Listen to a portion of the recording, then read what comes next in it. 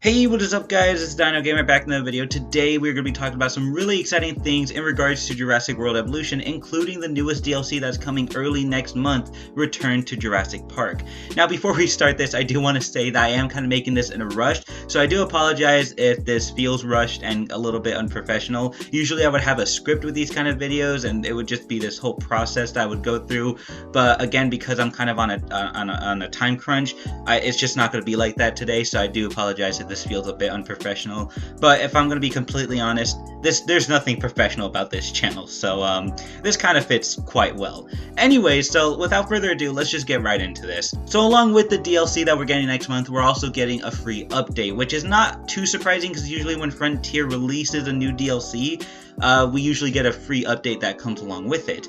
And you know, in the previous updates, we've gotten things like terrain tools, we've gotten like a challenge mode. I think that was in the update. I'm pretty sure that was in the update, yes. And a bunch of other cool things. So like, usually these updates contain really big things that, you know, Jurassic World Evolution players really want. And, you know, especially those terrain tools, you know, when we got that in the update, that was such a big thing for Jurassic World Evolution players because that's something that we have been asking for pretty much since the release of the game. So to get something like that really excited us. Now, there's not a whole lot of things that we have been asking for since then, I feel like. Just maybe like smaller things, so I don't really see this update being too big, especially with such a big DLC, which I think we're just gonna get right into. The DLC contains pretty much everything that we have wanted in Jurassic World Evolution as far as Jurassic Park stuff goes. You know, we wanted a visitor center, that's what we're getting. We wanted the Jurassic Park gates, that's what we're getting. We wanted Jurassic Park skins, that's literally what we're getting. It's like Frontier has finally listened to us and are pretty much giving us all the things that we have been asking for, because especially those skins, you know, like the Raptor skins and the T-Rex skins. I heard that people just really didn't like those dinosaur skins, but now that we're getting like genuine original Jurassic Park skins, people are like really excited. I mean, you could see in the trailer the Raptor has the original red Raptor skin from part 1, and the T-Rex, you know, that brownish tan color like from the first Jurassic Park. All of that is like, it's coming back, and the nostalgia is hitting everybody hard, and like everybody just freaking loves it. I love it. And along with this new DLC, again, we're getting Visitor Center, we're getting Jurassic Park gates. Like, we're also getting new buildings like the Raptor Hatchery, or something that looks like the Raptor Hatchery. We're also getting this helipad looking thing, and of course, we're getting aviaries. Now, we'll get more on aviaries in a little bit, because those are really exciting, and there's just so much we have to talk about just in regards to pterosaurs in general, because we also have some newcomers coming into the game, things that you wouldn't imagine coming into games like Jurassic World Evolution, because Jurassic World Evolution has so many limitations that certain creatures being in that game just seems a bit unnatural, but we will get into that in a little bit. Going back to the update, Frontier also mentioned that they would release new information weekly, telling us about some of the new things that are coming in the free update that's coming alongside the DLC. So keep a lookout for that, and I will definitely update you guys as that information comes in. I'll make up follow-up videos, talk about some of the new things that are coming in the free update along with the DLC. But anyways, going back to the actual DLC, we also have something very exciting coming in that may not seem that exciting for people who are not part of like the actual like Jurassic Park fan base. But for those of you who are part of the Jurassic Park fan base, you'll find this very exciting, because this is something that we were really surprised wasn't in the game when it first released. And that was the original 1993 Ford Explorer that they had in Jurassic Park. And yeah, I was really surprised when this vehicle wasn't in the actual game when it first released. But if you take a look at the picture of the aviary, the actual picture, if you look it to the right and on the bottom, you will see a Ford Explorer. That is pretty obviously a Ford Explorer. So that's something that they did not show us in the trailer, and I think they purposely put it there so that we can find it. And honestly, if they did do it on purpose, that's definitely something that I think is really cool. I like how Frontier does that. They basically hide things in like the pictures, pretty much teasing some of the new things that are coming into the game, and that's just really exciting. We're finally getting a new vehicle skin. It's going to be a Ford Explorer. I cannot wait. It's going to be so cool. I can see people already recreating scenes from Jurassic Park. And speaking of recreating scenes, it's even better that they can recreate scenes from Jurassic Park using the vehicles, because now the vehicles are destructible. Now, if I'm going to be quite honest, I could do without destructible vehicles, but at the same time, if you could have a T-Rex destroy a Ford Explorer, that would be such a great callback to Jurassic Park. And I can already see people doing this when the DLC and update comes out. But yes, we are getting destructible vehicles now, apparently, according to the forums. The vehicles are gonna be vulnerable to the actual dinosaurs, which, again, I don't really see as necessary, since that we have done pretty well doing what we're doing now with the vehicles. I mean, it's really just a small, like, little update thing. I'm pretty sure that that's going to be part of the update and not the DLC, you know? But I don't know. I feel a bit mixed about all that, because one, it does kind of bring a sense of danger every time you go into the enclosure to, I guess, refill their the dinosaurs feeder. I guess it gives you that sense of paranoia that something is gonna come out from the woods and attack your vehicle, which honestly is kind of cool. I think that's kind of the thing that lacks in the Jurassic World Evolution game, is the overall intensity, because technically that game is not supposed to be that intense. Yes, you do have some intense moments, but for the most part, the game is just supposed to be a park builder that has, like, mildly intense moments. So I think it does offer, like, pretty cool intense moments. But my question, this actually leaves a lot of questions, like what will exactly trigger the dinosaur to attack the vehicle? Does it have to be, like, below the comfort threshold for it to attack the vehicle? Because when it's below the comfort threshold, it attacks the fence. So if there's a vehicle nearby, will it happen to attack that vehicle too? Or will the vehicle have to be a certain distance to make the dinosaur uncomfortable to attack the vehicle? Or just on default, will the dinosaur just attack any vehicle or anything that's in the actual enclosure? And lastly, like, is it only the Jeeps, or is it going to be gyrospheres and the safari trucks too?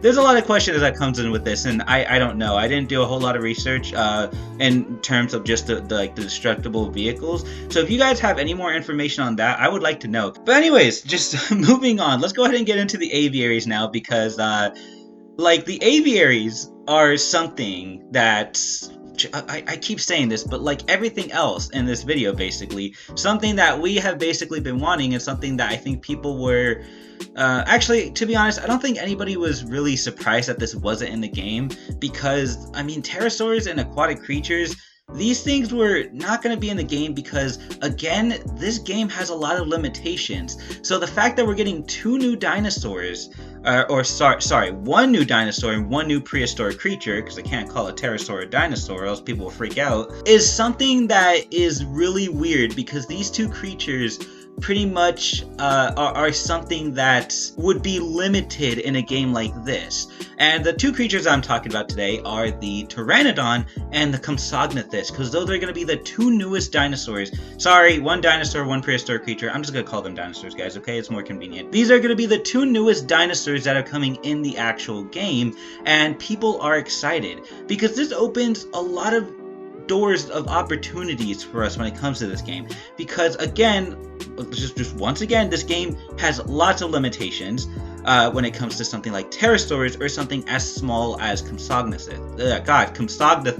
Because if you guys don't know, Compsognathuses, or just compies, they're really, really small creatures. They're smaller than the Troodons. They're smaller than the Homocephal that we got in the recent herbivore pack. And those two creatures are very, very small creatures.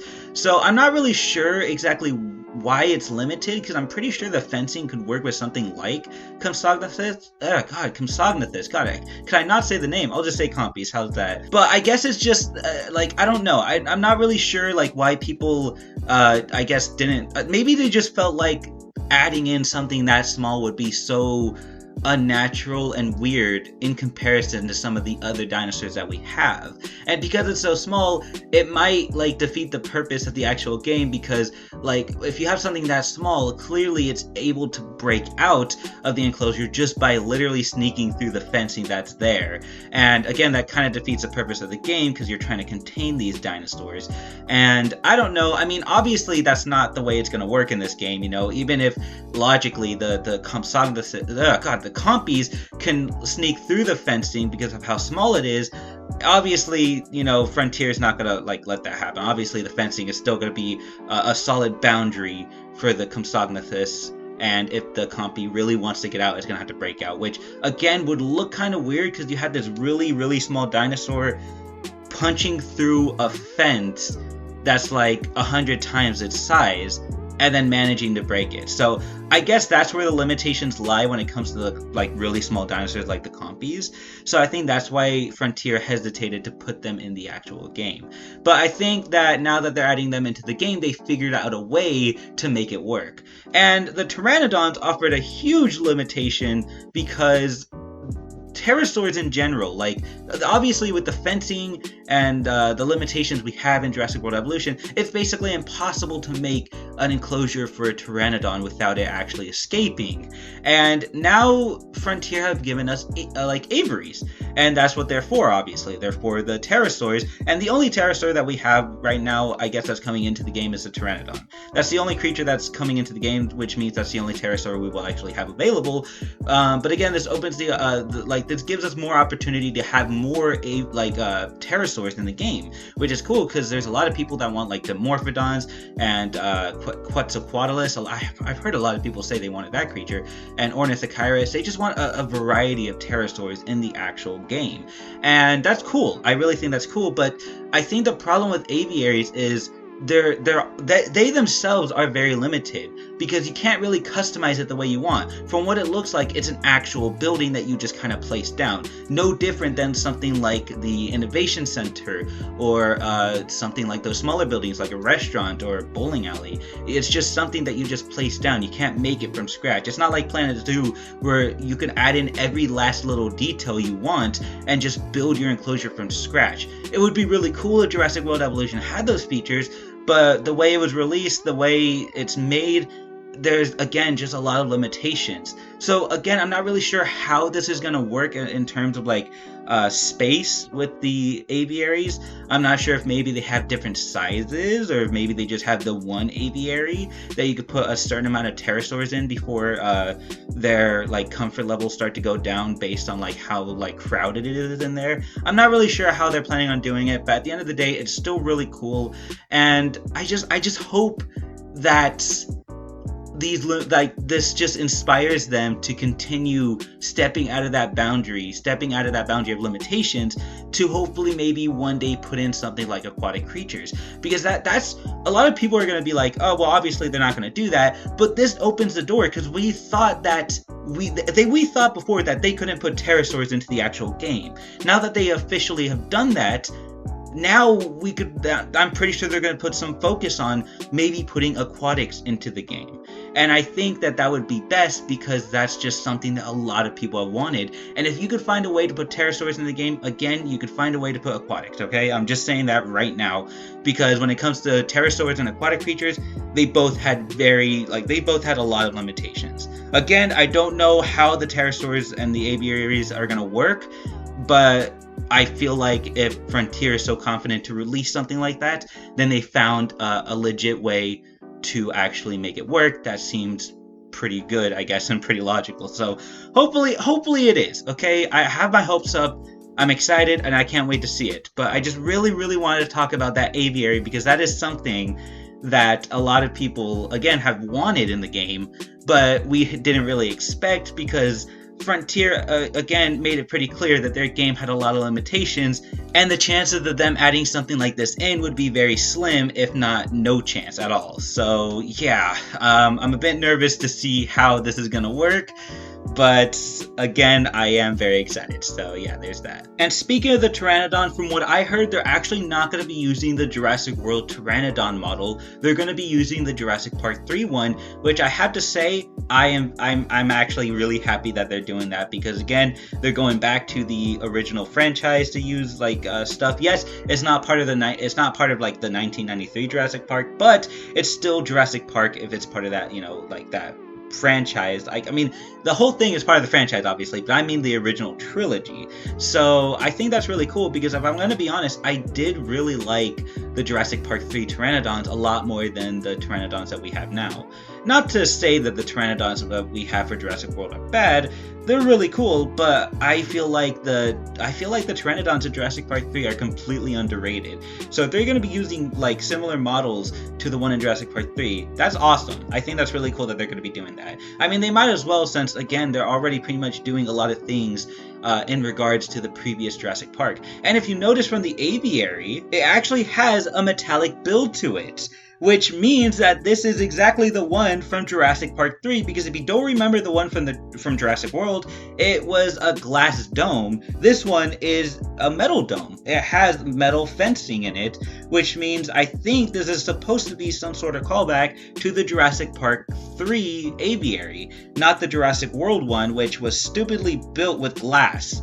I mean, I don't care how thick that glass was. It's stupid. I don't care if the exterior of the glass had a metal build to it, or if the glass was thick. It's stupid that people decided to use glass as a thing to make boundaries between the actual world and the containment of the Pteranodons. Like, to me, that's just kind of dumb.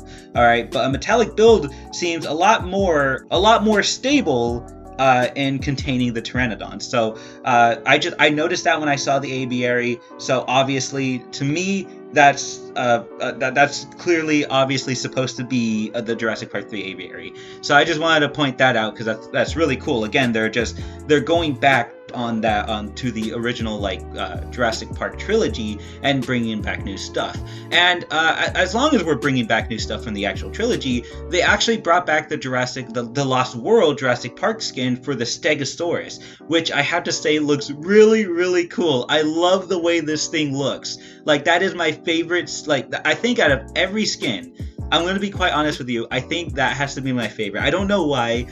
Don't get me wrong, I love the Red Raptor skin, I love the Tyrannosaurus Rex skin, but that Stegosaurus skin, I don't know why, but is my favorite so far. It just looks so amazing. I love it. I love it. That's all I have to say about it. Anyways, aside from that, we're also getting the original characters in the game. We're not only getting Ian Malcolm, of course, because obviously Jeff Goldblum has already been in the game, pretty much talking to us about, throughout the missions that we first did in the original Jurassic World Evolution campaign. But now, apparently, Dr. Alan Grant and Ellie Sattler are returning to narrate new missions that we're having for this DLC. So honestly, that's amazing. We're gonna be hearing their voices again. Like, you guys I'm not sure if you guys understand, but that is probably my favorite thing about this game. Because this is basically the first time that Ellie Sattler and Dr. Grant are returning to Jurassic Park since Jurassic Park 3. This is, yes, when I first heard that they were confirmed to come back for Jurassic World 3, yes, I mean, obviously that's great, and I was really excited, but this is the first time that we're going to hear their voices in an actual Jurassic World / park related thing. Do you realize how awesome that is? That is such a big deal for the actual franchise. To me, it's a big deal. I don't know. Is this what people do when they geek out for something they love that's a part of a major franchise? I guess it is. I hear people get excited over Star Wars stuff, and I can never understand why.